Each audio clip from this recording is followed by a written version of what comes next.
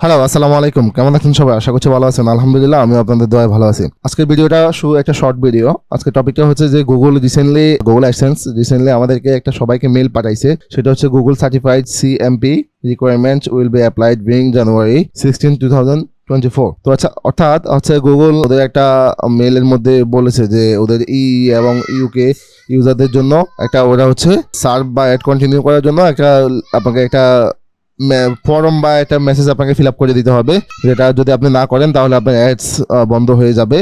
এবং কি যদি এই তারিখের মধ্যে না করেন, জানুয়ারি 16, 2024 মধ্যে না করেন, তাহলে এটা বন্ধ হয়ে যাবে এবং পরবর্তীতে ওরা নিজেরা এটা অন করে দিবে।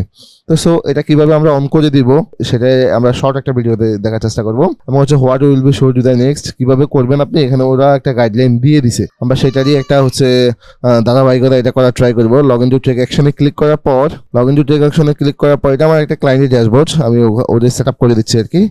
ওখানে হচ্ছে আমরা এই ধরনের একটা নোটিশ দেখতে পাবো সবার অ্যাকাউন্টে। হয়তো বা এটা 1 নম্বর নোটিশ, 2 নম্বর নোটিশ হইতে পারে, কয়েকটা নোটিশ হইতে পারে। আপনি এটা জাস্ট সিম্পলি দেখে এই নোটিশটা যেটা সেটাকে দেখে জাস্ট আপনি go to messaging A click করবেন বা টেক অ্যাকশনে ক্লিক করবেন। সো আমি যেহেতু একটু আগে এটা একটা সেট আপ করছি, সো আমার কাছে ইন্টারফেসটা এরকম আসছে।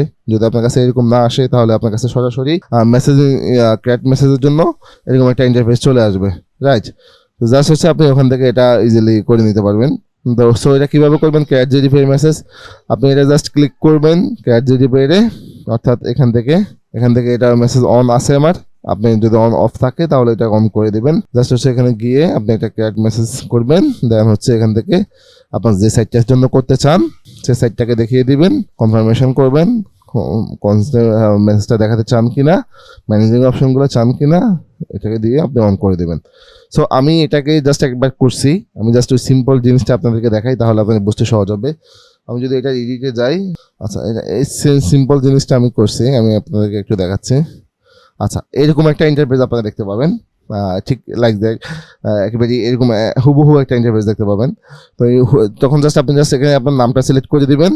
নামটা সিলেক্ট করার পর হচ্ছে আপনি ডান দিকে আসবেন সেট আপ থেকে এখান থেকে হচ্ছে আপনার সাইটটা প্রথমে দেখাই দিবেন। এখানে ক্লিক করার পরে আপনি হচ্ছে আপনার সাইটটা দেখতে পাবেন। আপনার সাইটটা দেখানোর পর এখান থেকে আপনি জাস্ট আপনার সাইট নেমটা সিলেক্ট করবেন, আপনার সাইট নেমটা হাতে লিখে দিবেন, সমস্যা নাই। এবং হচ্ছে আপনার ওয়েবসাইটের মধ্যে যে প্রাইভেসি পলিসি লিঙ্কটা থাকে সেই প্রাইভেসি পলিসি লিঙ্কটা আপনি এখানে দেখাই দিবেন এবং হচ্ছে আপনার লোগোটা আপনি দিয়ে দিবেন। দিয়ে যে সাইটের জন্য করছেন, মনে রাখবেন এটা আলাদা সাইটের জন্য আলাদাভাবে সেট আপ করতে হবে। তো যে সাইটের জন্য আপনি করতে চাচ্ছেন সেই সাইটের লোগোটা দিয়ে ওই সাইটটাকে টিকমার্ক করে আপনি জাস্ট এখানে কনফার্ম করে দিবেন। দেন হচ্ছে আপনি এখান থেকে স্টাইলিং করতে পারেন। আপনার এই ফর্মটা দেখতে কেমন দেখাবে, আপনার হেডিংয়ে কিছু থাকবে কিনা, ফন্ট চেঞ্জ করতে চান কিনা, এগুলো করতে পারবেন। আমি বলবো এগুলো বাই ডিফল্ট থাকুক, চেঞ্জ করার দরকার নাই। এটা আমাদের অত বেশি ম্যান্ডেটরি না। জাস্ট এখানে ম্যান্ডেটরি হচ্ছে আপনি ডু নট কনসিস্টেন্ট এই অপশনটাকে আপনি মাস্ট বি দেখে অফ করে দিবেন। এটা বাই ডিফল্ট এভাবে অন থাকে, এটাকে জাস্ট আপনি অফ করে দিবেন। অফ করার কারণ হচ্ছে আপনি এখানে যে টিকমার্কগুলো এগুলো সবগুলো অটোমেটিকলি গুগল হ্যান্ডেল করবে। তাহলে আপনি জাস্ট আপনার জায়গা থেকে কিছু করতে হবে না, অ্যাকসেপ্ট অলে ক্লিক করলে অ্যাকসেপ্ট অল দিয়ে আপনার অ্যাড ওখানে শুরু করা হবে। দেন অ্যাড পার্টনার, এখানে কিচ্ছু আপনি করতে হবে না, এখানেও আপনার কিচ্ছু করতে হবে না, খুবই সিম্পল। আপনি জাস্ট হচ্ছে এখানে জাস্ট অন করে আপনি জাস্ট আপনার সাইটটাকে সেট আপ থেকে আপনার সাইটটাকে দেখিয়ে দিয়েছেন কিনা, এটাকে জাস্ট অফ করে দিয়েছেন কিনা, এতটুকু এনশিওর করবেন। দেন হচ্ছে বাকি অপশনগুলো অটোমেটিকলি গুগল নিজে হ্যান্ডেল করবে। সো ওগুলোতে আপনার কোনো প্যারা নাই বা ওই ধরনের কোনো কনসার্নও নাই। দেন পাবলিশন সেটিংয়ে ক্লিক করবেন। পাবলিশন সেটিংয়ে ক্লিক করার পর আপনার স্ট্যাটাসটা পাবলিশ হয়ে যাবে। সো আপনার ওয়েবসাইটের জন্য কাজটা শেষ। এই সিম্পল কয়েকটা স্টেপ আপনি ফলো করলে আপনার হচ্ছে গুগলের যে GDPR যে জিনিসটা আপনার গুগল চাচ্ছে এখন নতুন করে ওদের অডিয়েন্স, ইউকে অডিয়েন্স বা অডিয়েন্সের জন্য বা ইউরিফ অডিয়েন্সগুলোর জন্য ওরা হচ্ছে এটা বাধ্যতামূলক করে দিচ্ছে গুগলকে। সো ওটার দায়ভার আমাদেরকে দিতে হবে, কিছু করার নাই। সো কয়েকটা স্টেপে আমরা জাস্ট এটা সিম্পল করে সেট আপ করে দিয়ে দিব, তাহলে আমাদের কাজটা শেষ। এটাই। সো আশা করি আপনি ভিডিওটা খুব ভালোভাবে বুঝতে পারছেন। Thank you, tata.